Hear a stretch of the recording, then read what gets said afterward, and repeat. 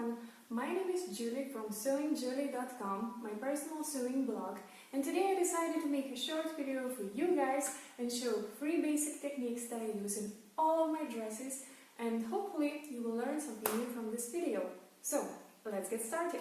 I'll show these 3 techniques using this dress, and if you follow me on Instagram, you probably know that it's one of my favorite dresses already, even though I made it a month or so ago.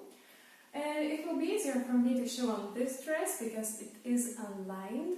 However, these techniques can be used on either lined or unlined dresses as well.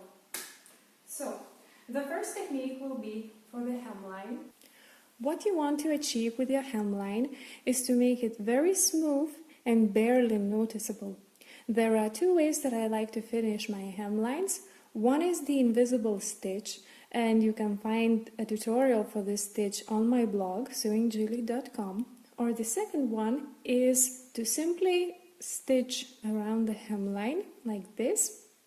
So, to achieve such a nice hemline, you would need to overlock the edge of the fabric so it does not fall apart. Then bring your dress to the ironing board, fold the hemline inside of the dress like this, and press it.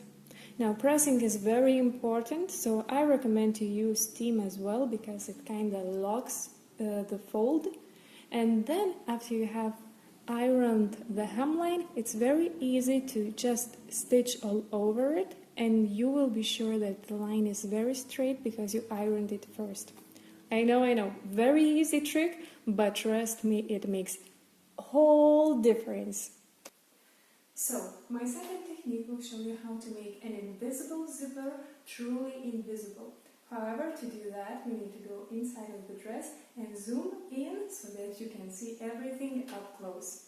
I hope it's visible with a zoomed in view that the zipper is barely noticeable, and you can see that actually the color is not the right one, but it doesn't matter because the rest of the zipper is not visible on the good side. A technique that I use to make the invisible zipper truly invisible is very simple. So, what you would like to do before installing the zipper, take your dress, take the back seam, pin it together, and set your sewing machine on the rearest stitch available and stitch from the top till the end of the zipper, to the place where the zipper would end. Then secure the stitch and continue with the regular stitch to the bottom of the dress. Now that you have done the seam, you would take the fusible interfacing and fuse it on the both sides of the rear stitch. I can show you how it will look in the finished garment. So you see the invisible zipper is here, and then if we would turn it, here is the fusible interfacing.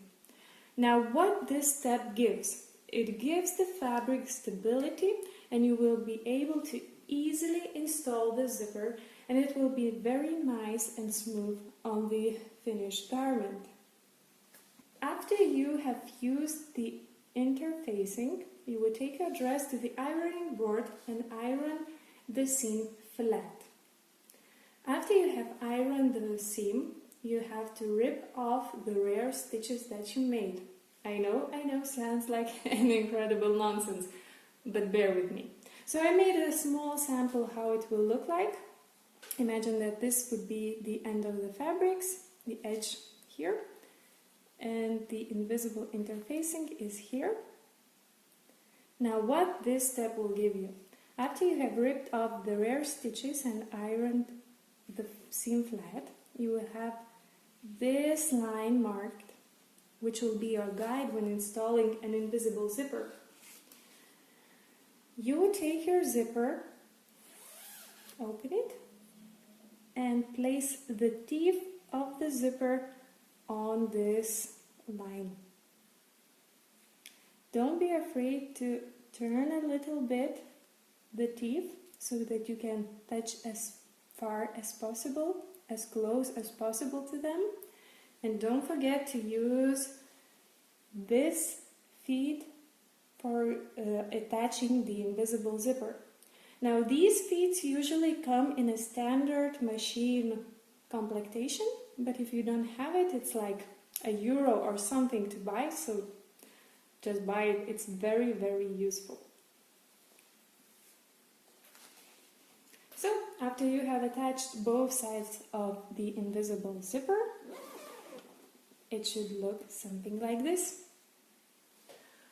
The third technique will be how to make such a smooth, nice neckline, and we will have to turn the dress inside out to show how I do this. However, I just want you to take a look how nicely round and shaped this neckline is, and also how the inside fabric is staying where it's supposed to be in the inside. So, I have turned the dress inside out to show you how I finish my necklines, and there are 3 tips that I want to give you when finishing your necklines. So, first, make sure that your seam allowance is somewhere between 3 to 5 millimeters. Don't leave more, because otherwise you will not be able to get the round shape, because the seam allowance will be preventing it, and it will be either wavy or it will not fall nicely. Second tip that I want to give you is use the fusible interfacing all around the neckline when you are stitching the dress and the lining together. What it will give, it will stabilize the neckline so that it is truly in the shape that you want it to do. And so the last tip that I want to give you is, after you have sewed your dress and lining together, you take your dress inside in and make additional seam. I hope it's visible here, all around the neckline, taking the lining and the seam allowance together.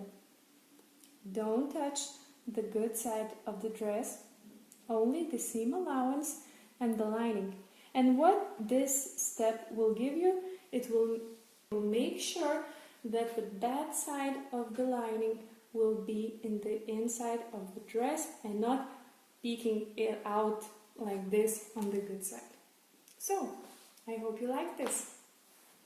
So, these were all 3 techniques that I wanted to show you guys today. I hope you learned something new and you will be able to use it in your upcoming projects.